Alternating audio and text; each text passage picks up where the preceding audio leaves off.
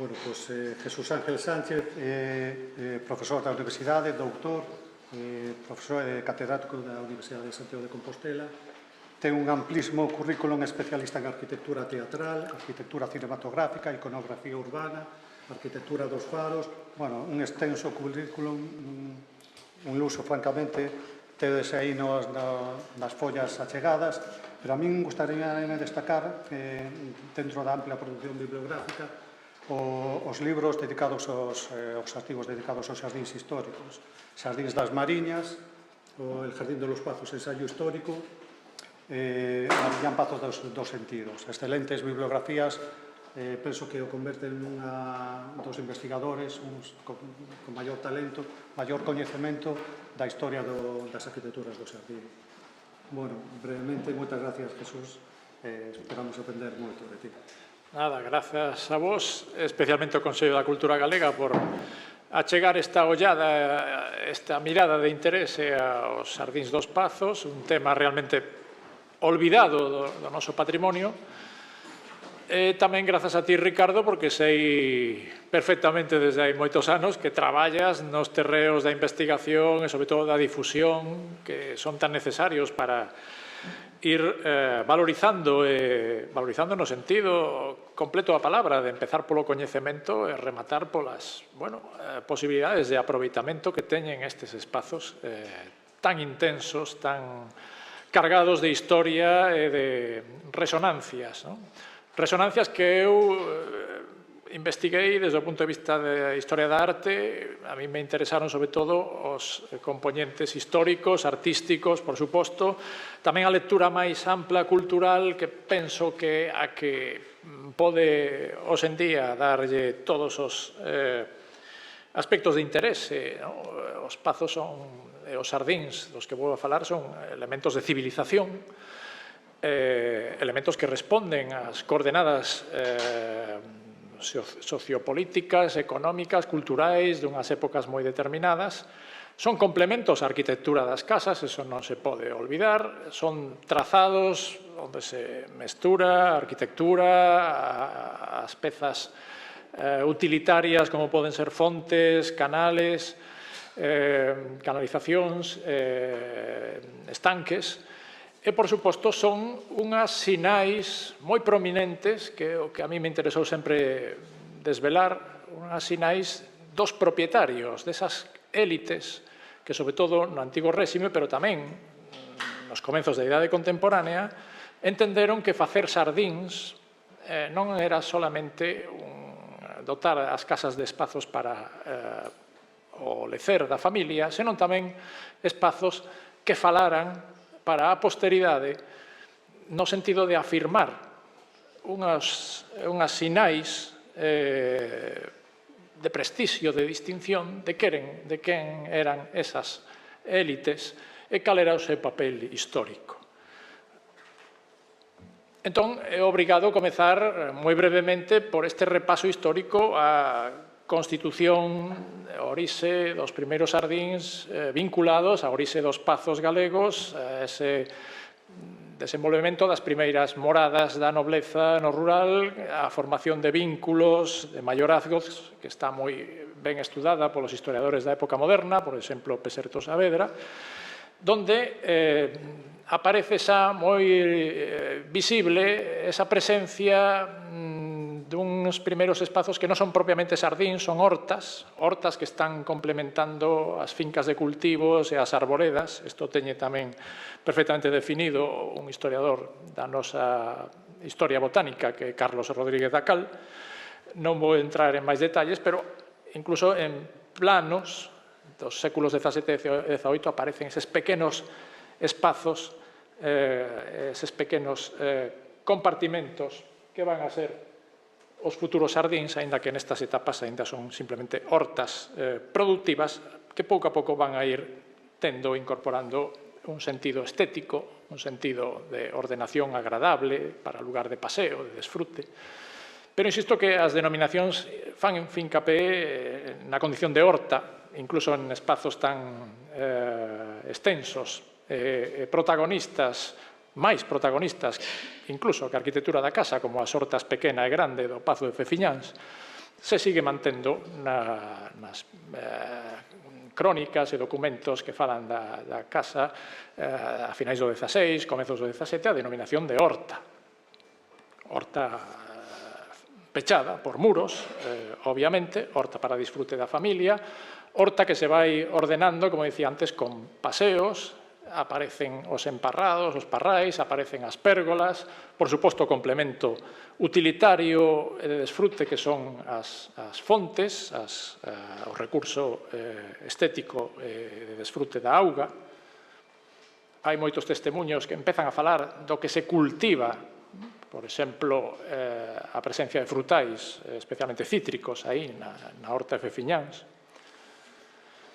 E hai que esperar ata a segunda metade do XVII, cando atopamos as primeiras descricións onde se emprega o termo sardín. Isto é un cambio significativo. O paso da horta, a denominación horta, a denominación sardín, está claramente indicando a idea de outro tipo de espazos, ou espazos que son recoñecidos como espazos recreativos, de recreación, e cunhas intervencións artificiais orientadas a crear, por exemplo, paseos con mirtos ou con busos, coa presencia tamén de elementos máis lúdicos, como poden ser as fontes, os estanques, os bancos para estar ao aire libre, sempre achegados á casa, son espazos pequenos, achegados á casa, e que sirven de transición para o resto das fincas, como aquí no Pazo de Gondomar, precisamente, ademais, nunha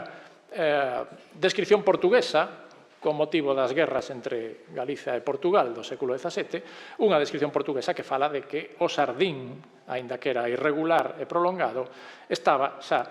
vestido de poboadas murtas, de mirtos.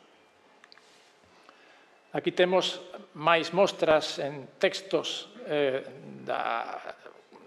afirmación desa condición artística de espazos estéticos, ordenacións estéticas e plantacións tamén estéticas que superan, entón, o que era o tipo de plantacións hortícolas para consumo, incluso mesmo as aromáticas,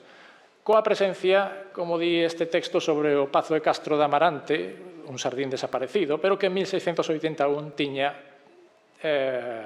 diferentes plantas calificadas de pinturas polas súas variadas cores, hierbas, clavelinas, azucenas e outras de buen gusto.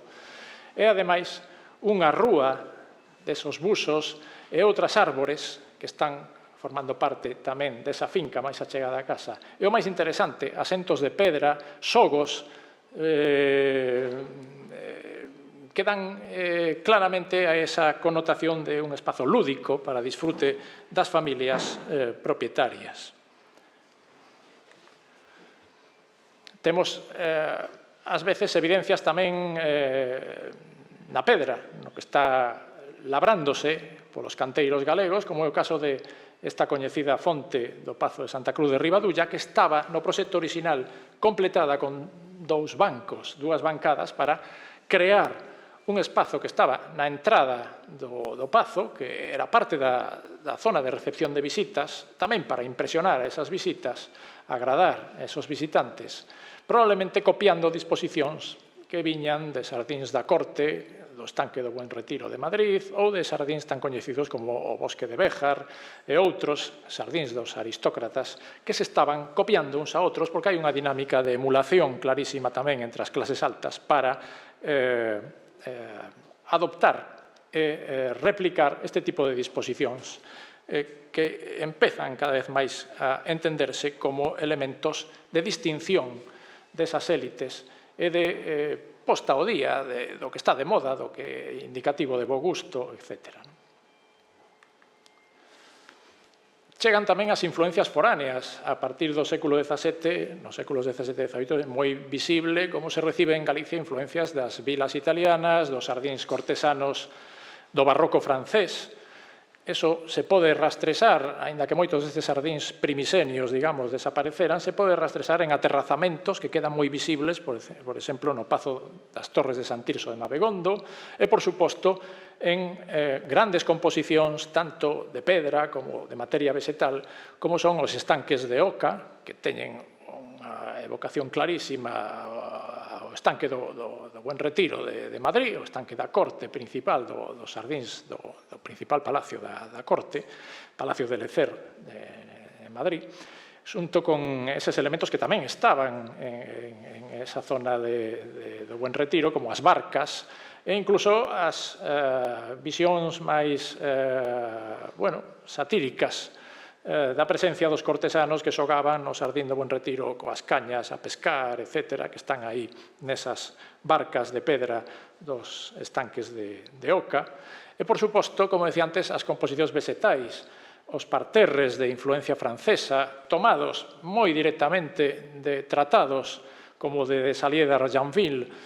tratados que ensinan como aterrazar, como facer este despregue das composicións de broderí, de verdadeiros encaixes feitos cos busos, coa materia vegetal, e que tamén aquí no Pazo de Mariñán sirven para despregar as sinais heráldicas dos propietarios, nesta época os marqueses de Mos, que aparecen ademais retratados nas esculturas desas barandas que miran cara ao seu Sardín. Ou o Pazo de Faramello. O Pazo de Faramello tamén é un bon exemplo das estruturas aterrazadas e das composicións que van recibindo esas influencias foráneas. Estamos, entón, nese apogeo dos Sardíns dos Pazos, sobre todo no século XVIII, que foi tamén o apogeo da cultura pacega, o apogeo das élites nobles en Galicia, cando, por acumulación de patrimonios, acumulación de riqueza, as inversións en Sardíns son moi facilmente detectables na documentación, porque a concesión dun título nobiliario, un casamento, unha herdanza, sirven non só para reformar,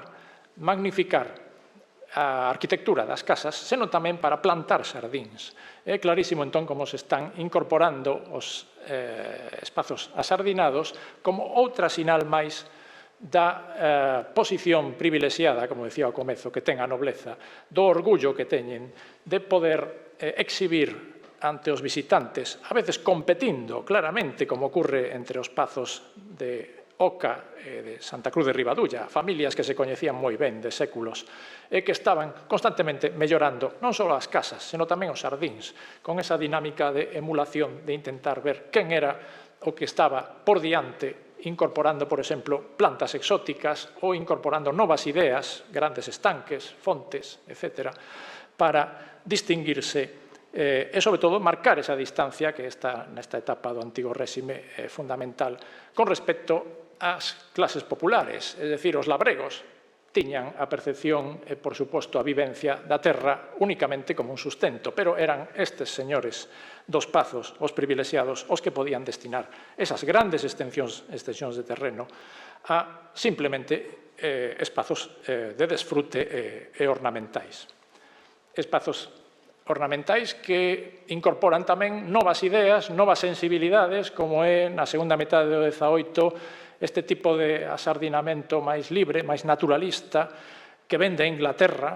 claramente, influencias inglesas, as que se recollen en Santa Cruz de Ribadulla, por exemplo, nese trazado máis de parque que de Sardín, que aínda asombra a Ose, que claramente, para min, está interpretado a partir de modelos ingleses, como, por exemplo, a granxa ornamental que compuso, que foi un deseño do poeta William Shenstone, que ten moitos elementos, cascadas, paseos irregulares, rusticidade, moito que ver con Santa Cruz de Ribadulla.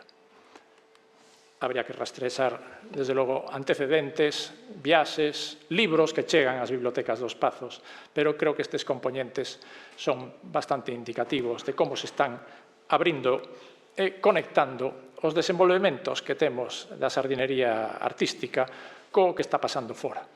Isto está máis claramente todavía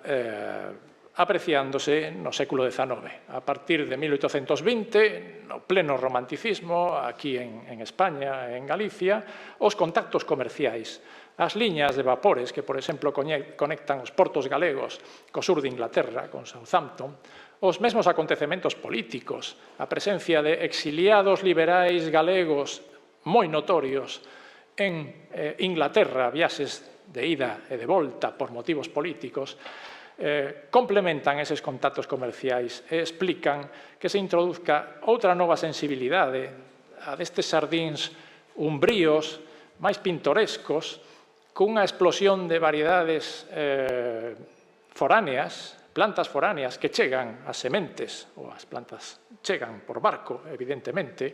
e que empezan a caracterizar esa atmósfera especial que vai ser unha nota moi distintiva ata hoxe. Realmente, como caracterizamos os sardíns galegos, a personalidade, os rasgos distintivos dos sardíns galegos, lle debe prácticamente todo ao que pasa durante o romanticismo. E diso fala tamén o botánico Manuel Colmeiro Penido cando nos recordos botánicos de Galicia empeza a caracterizar algunha das plantas que ata hoxe siguen identificando os nosos sardíns, cando fala das hortensias, peonías, camelias,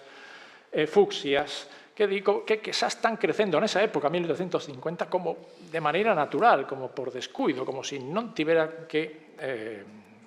vixiarse ou controlarse, porque as cualidades da terra e do clima o favorecen, por suposto. Temos, entonces, esta entrada,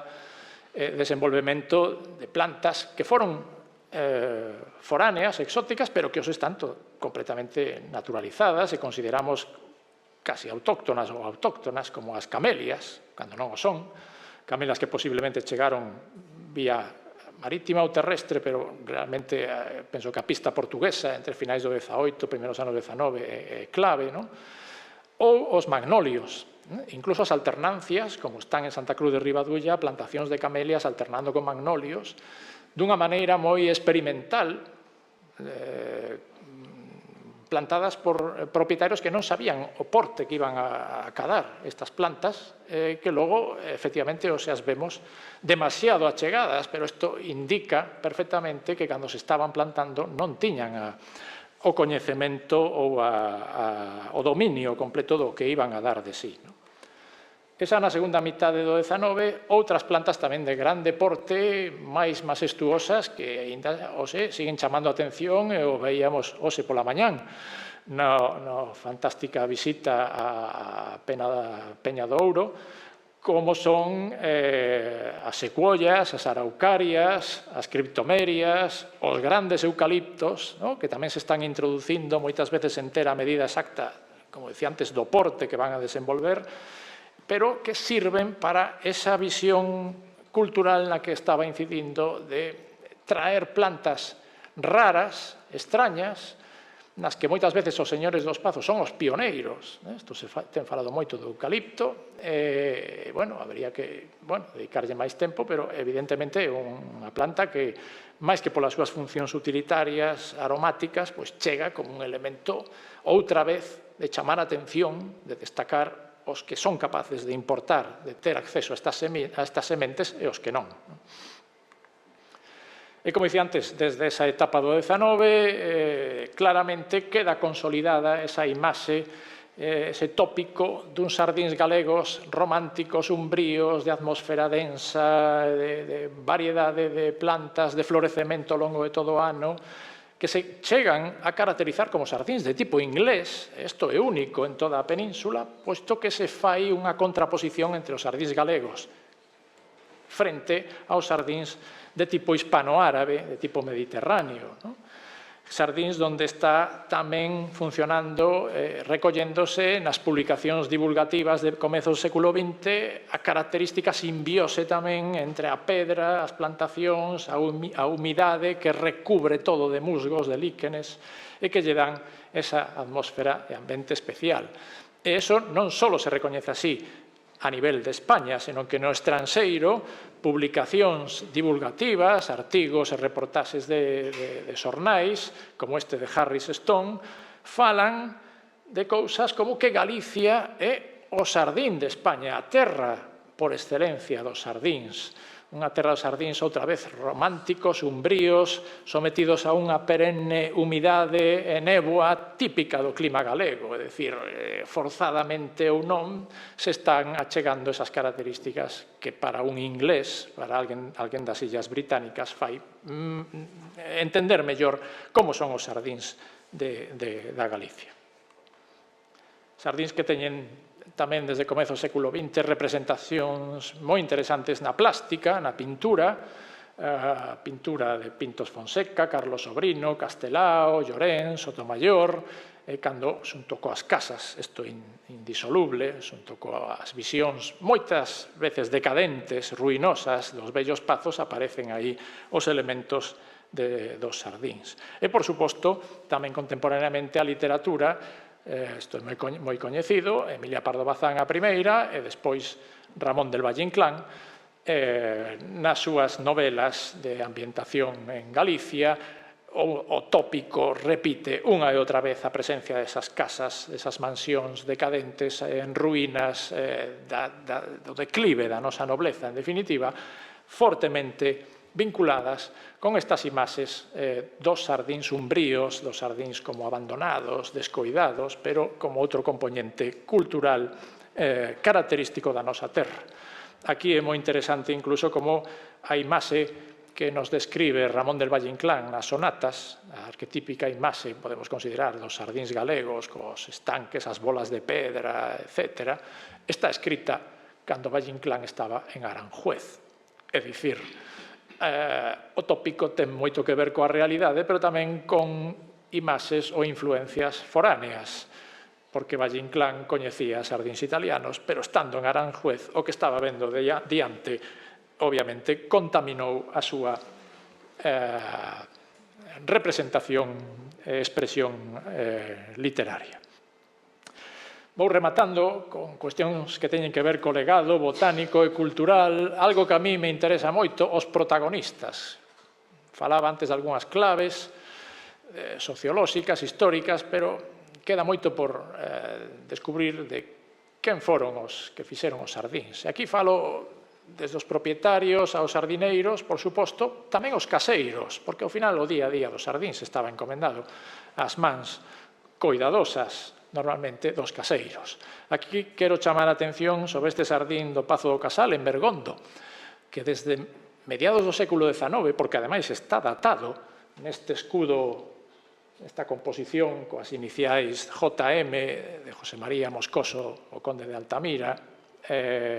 a súa coroa condal, estaba escrito, polo menos cando eu o visitei, aínda se leía perfectamente. Este jardín foi hecho en el año 1853. Isto é unha cousa increíble, e se temos acceso a esa información, a este sardín tan perfectamente coidado, foi gracias ás xeracións, e falo de xeracións, de guardeses e caseiros que se ocuparon de coidar este legado. Legado que aínda estaba así, espléndido, non hai moitos anos. E aquí abro tamén unha mención especial neste repaso tan rápido, polo tempo que dispoño, ao protagonismo das mulleres. Porque en toda Europa, desde os séculos da época moderna, pero sobre todo no século XIX, as grandes protagonistas no deseño, na compra de plantas por catálogos ano XIX, nos coidados, na vigilancia e coidados dos sardíns foron as mulleres. E cando repasas a historia das grandes casas nobles, a historia dos pazos de Galicia, a maioría da documentación fala dos homes porque eran os que xeraban a documentación, os que tiñan as responsabilidades económicas do mantenimento da casa, pero as mulleres eran realmente as que estaban a fronte do día a día. Algúnha documentación aislada fala, por exemplo, no Pazo de Mariñán, en tempos da Joaquina Josefa de Oca, que está aquí, co seu home, co Marqués de Mos, mirando a terraza principal do parterre de Mariñán. Algúna documentación fala de que a señora, esta Joaquina Josefa de Oca, daba as instruccións aos sardineiros, se ocupaba entón do día a día do sardín, mentras o home estaba nos negocios, na corte, na guerra. Isto era o que pasaba en toda Europa. Temos máis exemplos, Constanza Ozores, do Pazo de Oca, a muller de Andrés Galloso, o iniciador das grandes reformas barrocas da construción do eixe dos estanques, por exemplo, no Pazo de Oca, ela estaba ali, a fronte, dando as órdenes, principalmente, seguro, aos sardineiros. Ou Ramona Pardo de Figueroa, no Pazo de Fefiñáns, ou no Pazo de Romelle, máis mulleres moi coñecidas, Fanny Garrido, muller do compositor Marcial de la Daliz, no Pazo de Lóngora, Emilia Pardo Bazán, nas propias Torres de Meirás, Herminia Rodríguez Borrell, unha muller fascinante, casada con magnate do petróleo Gulbenkian, no Pazo de Sigrás,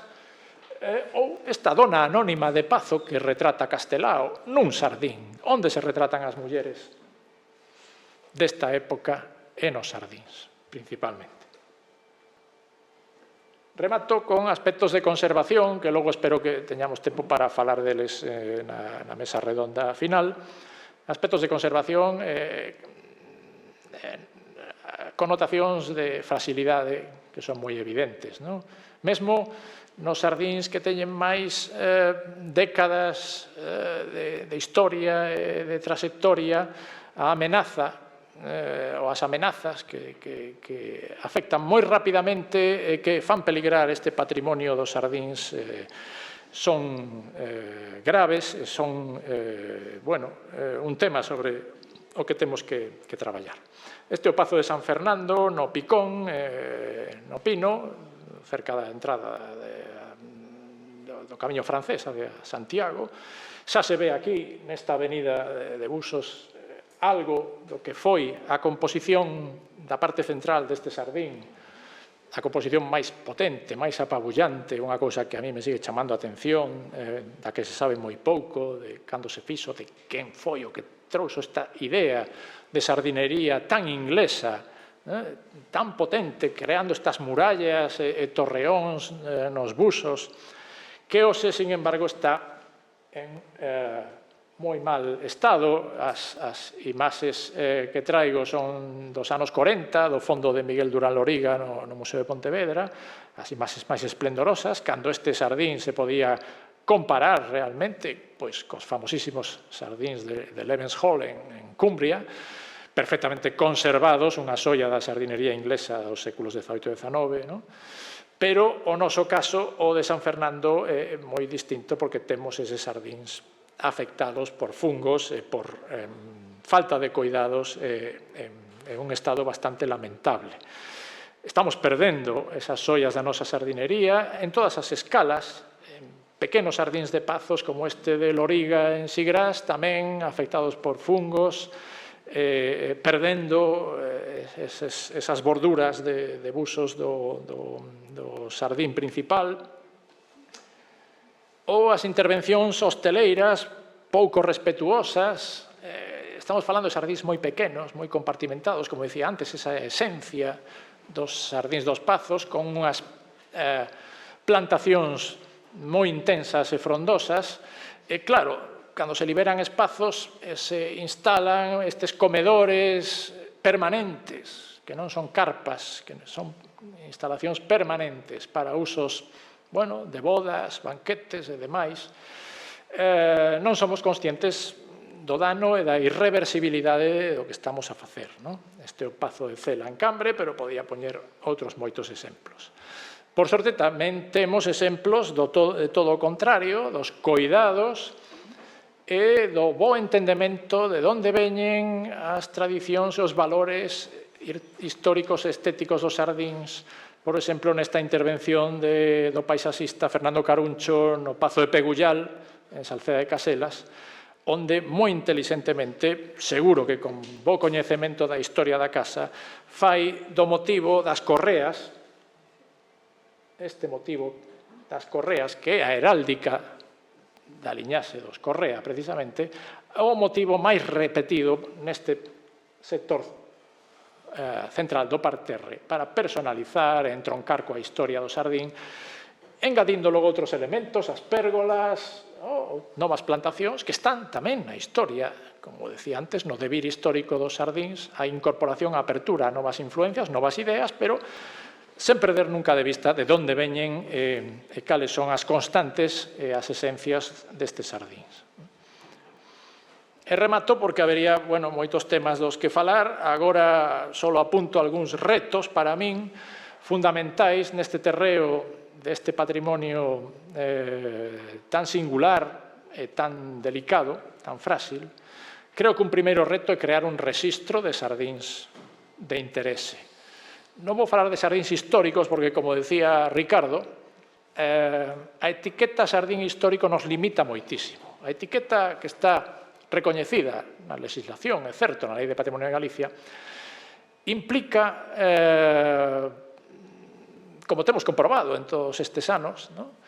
unha barreira. Ao final é certo. O recoñecemento de sardíns históricos tense moi mal e pouco desenvolvido en Galicia. Si somos a terra dos sardíns por excelencia, por suposto, no norte de España, por que solamente temos 6 sardíns históricos declarados como tales ou protegidos? 6 ou 7, non? O último pasatempo. É certo que hai moitos sardíns de Pazos que forman parte dun monumento, caso de Oca,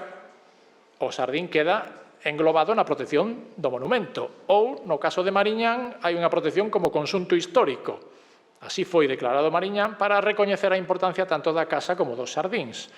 Pero estamos outra vez coas limitacións desas categorías e etiquetas da legislación que claramente, no caso de Galicia, teñen que superarse. Como teñen que superarse? Penso que temos exemplos fora que nos abren ou inspiran o camiño. Os franceses teñen xa, desde hai moitos anos, a etiqueta do jardin remarquable, é dicir, o sardín notable, o sardín singular, que é algo que podíamos adaptar aquí en Galicia. Especialmente para o caso dos sardíns privados, porque outra vez temos aí un terreo de fricción. As obrigas que van recaer sobre o propietario dun sardín privado cando se lle declare sardín histórico, segundo a Lei de Patrimonio, probablemente, non digo xa probablemente, digo seguramente, na mente dos responsables da xestión do patrimonio farán rexeitar a aplicación desa figura de protección. En cambio, se optamos por unha etiqueta que pode ser de tipo cultural, que non implique unhas medidas e unhas obrigas tan exixentes como as etiquetas, as categorías de protección da Lei de Patrimonio Cultural de Galicia, podemos liberar, abrir ese novo terreo para explorar as posibilidades de conservación, sí, pero tamén de promoción e de difusión do valor patrimonial dos sardíns sen estar tan encorsetados e tan suxeitos ás categorías da legislación. Entón, facer un rexistro, porque non sabemos cantos sardíns de interese, insisto, histórico, artístico, como lle queramos chamar, cultural, botánico, por suposto, cantos hai en Galicia? Non o sabemos a día de hoxe. Teníamos que facer un informe, un rexistro, e aquí lanzo a invitación aos responsables do Consello da Cultura Galega que tanto e tamén traballan con informes, a veces de urxencia, a veces con máis tempo, para afrontar estas realidades do noso patrimonio. Facer un rexistro. Aplicar un tipo de etiqueta de recoñecemento e de posta en valor que non sexa a do sardín histórico. Buscar esa outra fórmula máis aberta, máis flexible, máis adecuada a que son as realidades, intereses e exixencias para os propietarios. Buscar, entonces, que os propietarios particulares teñan reforzos e apoios desde o punto de vista de asociacións como a modélica asociación que teñen en Portugal de propietarios de sardíns históricos. Apoio institucional. Hai moitos frentes e moitas posibilidades, desde deduccións fiscais ata subvencións directas, porque pode darse o caso de que algunha intervención de mantenemento, de restauración, necesite unha inversión económica tan forte que o propietario se ve incapaz de asumila. Aquí hai exemplos europeos de outras terras de sardíns que non teñen as bondades climáticas que temos aquí en Galicia, estou falando, por exemplo, de Bélxica e Holanda, onde o Estado aporta ata o 80% de intervencións, o aportaba, antes do COVID, ata o 80% do coste dunha intervención de mantemento e recuperación dun sardín, poñendo o propietario o 20% restante. É dicir, se realmente temos un patrimonio singular, non é cuestión solamente de falar de que temos un patrimonio, sino de que facemos con ese patrimonio. Que facemos para coidar ese patrimonio. Bueno, creo que isto é o principal. Por suposto, a apertura a usos turísticos, o exemplo da Ruta da Camelia, é moi revelador do potencial que temos tamén entre mans cos sardíns en Galicia. Hai que facelo con sensibilidade, hai que facelo no caso dos xardíns privados, tendo en conta, bueno, que as visitas poden ser estacionais, que teñen que compatibilizarse co uso que poden facer aínda os propietarios como espazos propios, particulares. Ben, todo eso está tamén moi ben explorado e con experiencias moi coñecidas desde Inglaterra a outros países. Temos que tomar nota deso e aproveitalo. E, por suposto, outras dimensións atendendo ao que penso que sempre foron as preocupacións dos propietarios dos xardíns, que son os responsables de que este patrimonio, en definitiva, chegara ata nós. A idea deses espazos de desfrute baixo as categorías actuais de espacios para a tranquilidade, para romper co estrés e coa tensión que temos na vida diaria, e mesmo espazos para a creatividade, non perder de vista as posibles intervencións de creación artística efímeras, maiormente, nos xardíns. Penso que son retos e posibilidades das que teríamos que falar. Bueno, o deixo aquí pola miña parte para non estenderme máis alá do tempo, que espero non ter